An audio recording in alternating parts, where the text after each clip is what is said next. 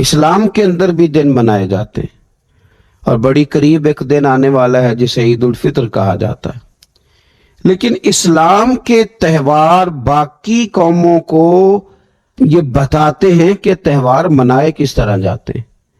تو سب سے پہلے تو یہ یاد رکھیں کہ اسلام کے اندر جب عید آتی ہے تو اس کا کوئی مقصد ہے، اور ہم نے عید کو کس طرح منانا ہے یہ سارا کچھ ہمارا دین ہمیں بتاتا ہے۔ پہلے تو یہ آپ دیکھیں کہ عید مسلمان نے کس طرح منانی ہے۔ سویرے جب اس نے اٹھنا ہے تو اس نے فجر کی نماز کے بعد دوبارہ سے تیاری کرنی ہے، غسل کرنا ہے، صاف لباس پہننا ہے، خوشبو لگانی ہے، اور کرنا یہ ہے کہ نماز کے لیے جانا ہے۔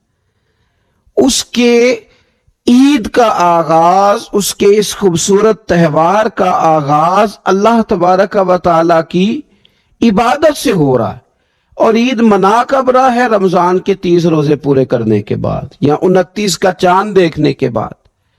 تو سب سے پہلے ہمیں یہ بتایا جا رہا ہے کہ جب تم عید مناؤ گے تو تم سجدہ شکر کے ساتھ مناؤ گے، اپنے رب کے ساتھ جوڑ کے مناؤ گے، اللہ تبارک و تعالیٰ کی عبادت کے ساتھ مناؤ گے۔ تو اس میں کوئی شور ہوگا نہیں، کوئی ریلیاں نہیں، کوئی جلوس نہیں، کوئی پٹاخے نہیں، کوئی گانا باجا نہیں۔ اللہ کی عبادت کے ساتھ بتایا جائے گا کہ تمہارا جو تہوار ہے وہ تہذیب کا، شائستگی کا، خوبصورتی کا، نظم و نسق کا ایک بہترین ذریعہ۔ تم بڑے راضی جب ہوگے تو پھر بھی تم اپنا ساری جھکاؤ گے رب کی بارگاہ میں، پھر بھی تم یہی کہو گے سبحان ربی العظیم، پھر بھی تم یہی کہو گے سبحان ربی الاعلی، پھر بھی تم اس کی بارگاہ میں جبین نیاز جھکاؤ گے۔ پہلی بات۔ دوسری بات، ہمیں پیغام میں عید یہ ہے کہ یہ جو تمہارے پاس عید کا دن آیا ہے یہ اجتماعیت کا دن ہے۔ آپ جب صف میں کھڑے ہوں گے نماز عید کے لیے تو کیا امیروں کی صفیں علیحدہ ہوں گی؟ غریبوں کی الگ ہوں گی؟ کیا پڑھے لکھوں کی الگ ہوں گی اور ان پڑھ لوگوں کی الگ ہوں گی؟ کیا قبیلوں کی الگ ہوں گی اور دوسرے قبیلے کی الگ ہوں گی؟ ایسا نہیں، ایک ہی صف میں کھڑے ہو گئے محمود و ایاز، نہ کوئی بندہ رہا نہ کوئی بندہ نواز، صاحب و محتاج و غنی ایک ہوئے، اور تیری سرکار میں پہنچے تو سبھی ایک ہوئے۔ اجتماعیت کا اظہار ہے، اجتماعیت کا۔ عید کا پیغام اجتماعیت کا اظہار۔ اور پھر نماز عید ختم ہوئی تو سب نے ایک دوسرے کو گلے لگایا، غریب نے امیر کو، امیر نے غریب کو، پہلے ایک صف میں نماز پڑھی پھر گلے لگایا، چھوٹے نے بڑے کو، بڑے نے چھوٹے کو، سب ایک دوسرے کے ساتھ محبت کا رشتہ قائم رکھنے لگے۔ تو عید نے دوسرا پیغام اجتماعیت کا دیا کہ تم اللہ تبارک و تعالیٰ کی توحید کے نام پر، تم رسول پاک صلی اللہ تعالی علیہ وسلم کی غلامی کے نام پر ایک ہو، ایک۔ ہزاروں قومیں وجود میں آئیں دہر میں خشک و تر کے رشتے سے، پر ہم نے بنیاد دوستی رکھی یاد خیر البشر کے رشتے سے۔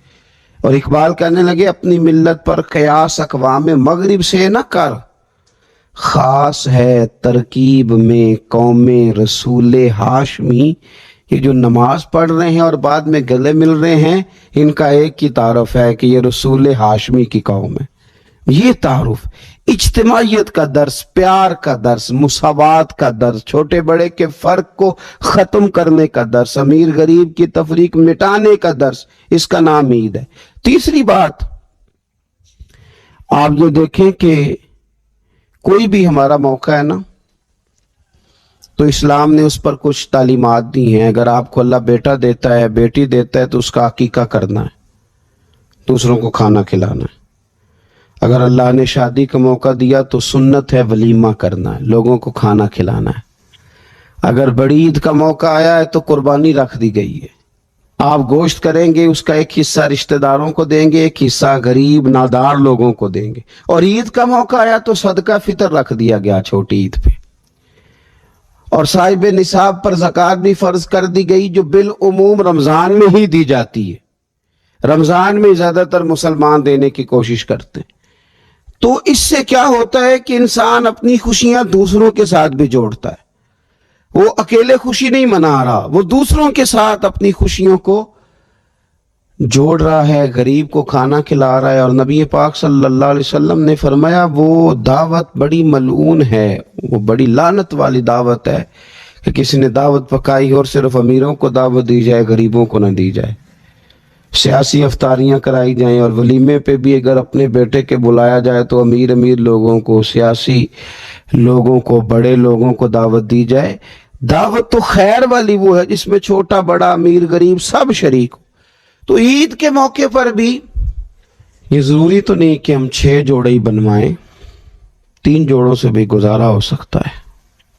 اس طرف بھی تھوڑی توجہ کر لیں کہ جس گھر کے اندر 1 جوڑا بھی خریدنا مشکل ہے, یہ کوئی ضروری تو نہیں کہ 10 جوڑے ہی خریدے جائیں, 2 پہ بھی گزارا ہو سکتا ہے. 3 جوتے لینے کی بجائے 1 سے بھی عید گزر جاتی ہے, لیکن تھوڑی سی توجہ کر غرباء کی طرف بھی کر لی جائے, مساکین کی طرف.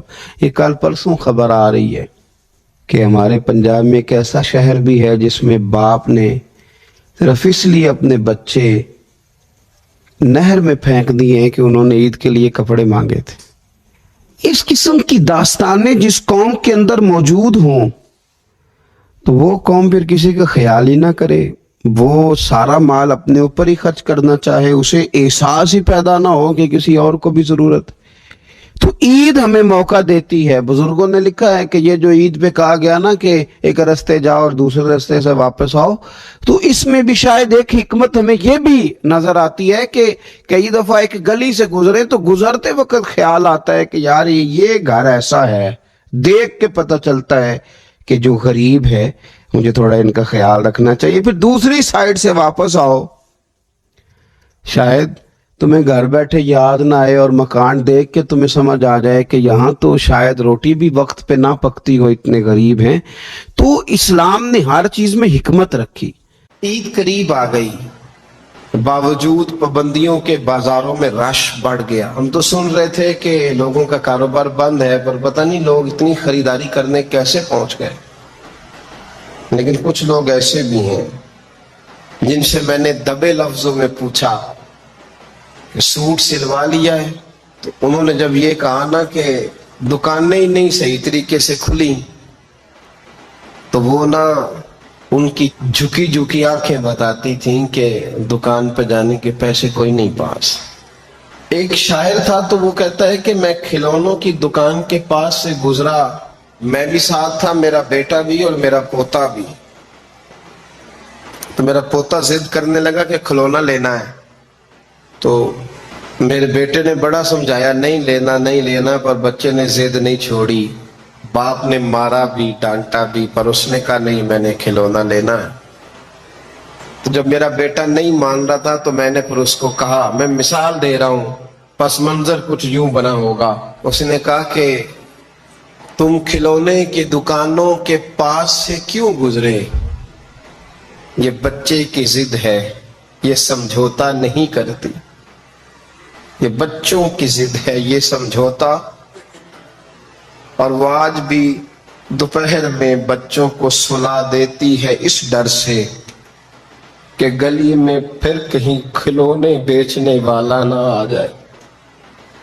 صرف میری گزارش اتنی ہے کہ 3 جوڑے بنوانے والا 1 بنوا لے, اور تھوڑا تھوڑا نا احسار کا جذبہ, غریبوں کا عید پر خصوصی خیال. امیروں نے سارا مہینہ گوشت کھایا ہے اور بڑا دب کے کھایا ہے. جو نبی پاک کی امت سے پیار کرے نا, رسول پاک اس سے بڑا پیار کرتا ہے.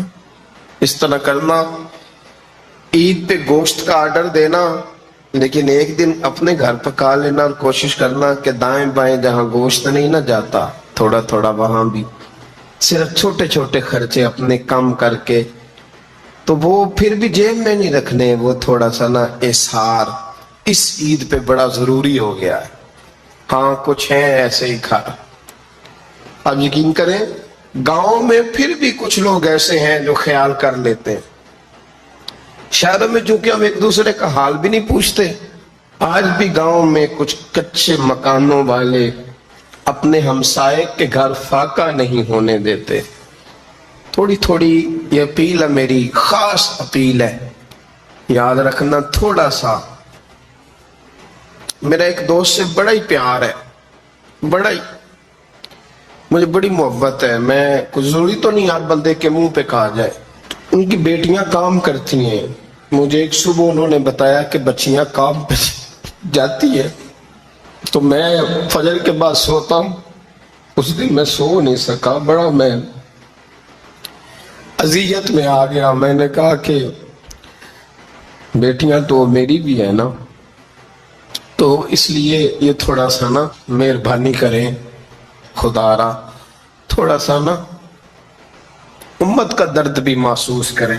بڑی بڑی سوسائٹیاں تو تھوڑی ہیں، زیادہ لوگ تو ابھی بھی کچے مکانوں میں ہیں، تو مہربانی کریں تھوڑا سا ان لوگوں کا اس عید پہ ضرور خیال کریں۔ آج 21 رمضان کو میرے ابا جی فوت ہوئے تھے، آج کے دن، آج ان کو 19 سال ہو گئے۔ اب 19 سال پہلے میں کہاں تھا آپ سوچ سکتے ہیں۔ تو میں نے بڑے ان کے جانے کے بعد راتیں بھی دیکھی ہیں، اور میں نے ان کے جانے کے بعد بڑے کٹھن معاملات بھی دیکھے ہیں، تو میں نے یہ ذائقہ چکھا ہے۔ مجھے پتا ہے کہ یہ جو غریبی کا اور یتیمی کا رنگ ہوتا ہے، اس کی اصل شکل کیا ہے، وہ میں نے اصل شکل دیکھی ہے، تو میں اس کے مد و جزر سے میں واقف ہوں، مجھے اس کا پتہ ہے۔ تو مہربانی فرمائیں، آپ سے میری یہ درد مندانہ اپیل ہے کہ تھوڑا تھوڑا دائیں بائیں ضرور توجہ کیجئے گا۔ فرمایا محبوب علیہ السلام آپ ان سے فرما دیجئے کہ جب اللہ کا فضل اور اس کی رحمت ملے تو چاہیے کہ اس پر خوشی منائیں۔ اسلام خوشی کا، مسرت کا، راضی ہونے کا پورا موقع فراہم کرتا ہے۔ اسلام یہ کہتا ہے کہ اللہ کے فضل اور اس کی رحمت کے موقع پر تمہیں اظہار مسرت کرنا چاہیے، خوش ہونا چاہیے، لیکن یہ کہ ہمیں خوشی کے طریقے بھی بتلاتا ہے اسلام۔ اب ہم نے یہ کیا ہے کہ ہم نے اپنے دکھوں کا رشتہ تو اپنے دین کے ساتھ جوڑ لیا ہے۔ کسی کے انتقال پر تو قرآن پاک کی تلاوت ہوتی ہے، وظائف پڑھے جاتے ہیں، اصال ثواب کی تقریبات کے اندر تو تلاوت ہوتی ہے، نعت ہوتی ہے، وعظ و نصیحت کی مجالس ہوتی ہیں، لیکن جب خوشی کا موقع آتا ہے تو پھر ہم دین سے دور ہو جاتے ہیں۔ ہم نے دکھ سارے دین سے وابستہ کر لیے، اور سکھوں کے موقع پر بالکل ہم دین کو نہ صرف یہ کہ بھول جاتے ہیں، بلکہ محسوس ہوتا ہے کہ جیسے ہم صرف اپنی برادری، قبیلے اور علاقے کے رسم و رواج کے پابند رہ گئے ہیں۔ بڑے بڑے حاجی، نمازی، نیک، اچھے کہلانے والے لوگ بھی تھوڑی سی عدم توجہی کا اظہار کرتے ہیں، اور وہ چیز بڑی تکلیف کا باعث بنتی ہے کہ کیا رب رسول سے صرف دکھوں کا رشتہ ہے؟ معاذ اللہ۔ ہر قوم کوئی نہ کوئی تہوار مناتی ہے، اور لوگ چونکہ معاشرہ انفرادی سطح پر بھی راضی رہنا چاہتا ہے اور اجتماعی ماحول بھی فراہم کرنا چاہتا ہے، قومیں بڑے بڑے تہوار مناتی ہیں، میلوں کا بندوبست کرتی ہیں، دن منائے جاتے ہیں، اور صرف عید کے موقع پہ نہیں، مستقل آپ غربا کے، مساکین کے سرپرست بننے کی، معاون بننے کی کوشش کریں، رسمی طور پر نہیں۔ پچھلے سال نا عید گزری تو مجھے ایک دوست نے ایک پنجابی کا شعر بھیجا، اس نے کہا حضرت جی اس کو ذرا ضرور پڑھیں، تو شعر بڑا انوکھا تھا۔ وہ شعر کیا تھا؟ اور راشن ونڈن والے لوکو، او راشن ونڈن والے لوکو، او عیدوں بعد بھی بھوک لگ دیجے۔ عید کے بعد بھول ہی گئے تم؟ مستقل بنیادوں پر کوشش کریں کہ آپ معاون بنے، غربا کے، مساکین کے، یتیموں کے، ان لوگوں کی مدد کریں۔ حضرت بشیر بن عقبہ رضی اللہ تعالیٰ عنہ فرماتے ہیں کہ میرے والد جنگ احد میں شہید ہو گئے تھے، اور میں ایک کونے میں کھڑا رو رہا تھا، تو نبی پاک صلی اللہ تعالیٰ علیہ وسلم نے مجھے دلاسا بھی دیا، دست شفقت بھی رکھا۔ تو میں نے کہا حضور میرے والد سے لگے تو کیا بنے گا؟ تو کیا انداز حضور نے اختیار کیا، اور کیا انہیں عظیم نسبتوں سے نواز دیا۔ حضور فرمانے لگے اے بشیر بن عقبہ، تو پسند نہیں کرتا کہ فاطمہ تیری بہن بن جائے، عائشہ تیری ماں بن جائے اور محمد تیرے والد بن جائیں صلی اللہ تعالی علیہ وسلم، مستقل تجھے رشتے نہ دے دیے جائیں، مستقل تجھے سہارا نہ دے دیا جائے، مستقل بنیادوں پر ہی تیرا خیال نہ رکھا جائے، تو عید پر رمضان میں بالعموم اور عید کے بعد بھی کوشش فرمائیں کہ آپ مستقل بنیادوں پر غرباء اور مساکین کا خیال کریں۔ اللہ تبارک و تعالی ہمیں عید کے پیغام کو بھی سمجھنے کی توفیق عطا فرمائے۔ آخر دعوانا الحمدللہ رب العالمین۔